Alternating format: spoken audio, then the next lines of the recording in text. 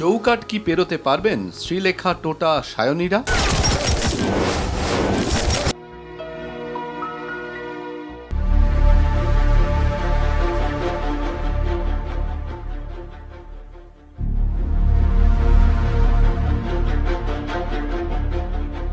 ওরা মানে কারা? মিডিয়া?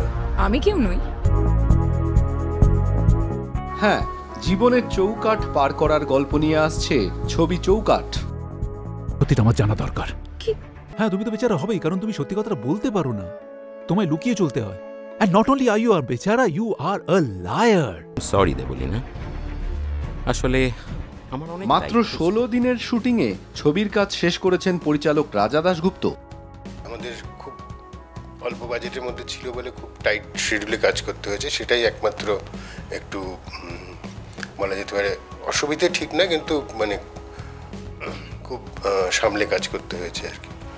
তো অভিজ্ঞতা খুবই ভালো। ছবির গুরুত্বপূর্ণ চরিত্রে আছেন বিদীপ্তা, সাংবাদিকের ভূমিকায় থাকছেন সায়নী। মিস্টার মিত্র, হ্যাঁ বলছিলাম যে ম্যাটাডোরে এক্স্যাক্টলি কতজন লোক ছিল বলতে পারবেন? আর কেন্দ্রীয় চরিত্রে টোটা আর শ্রীলেখা।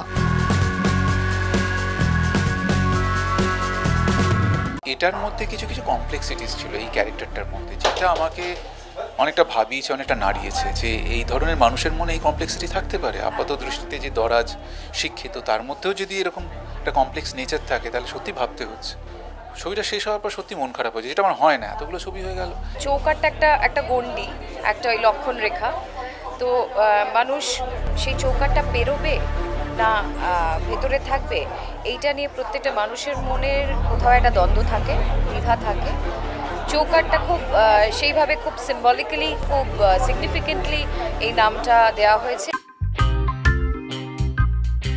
এবার অপেক্ষা সাফল্যের চৌকাঠ পেরোনোর।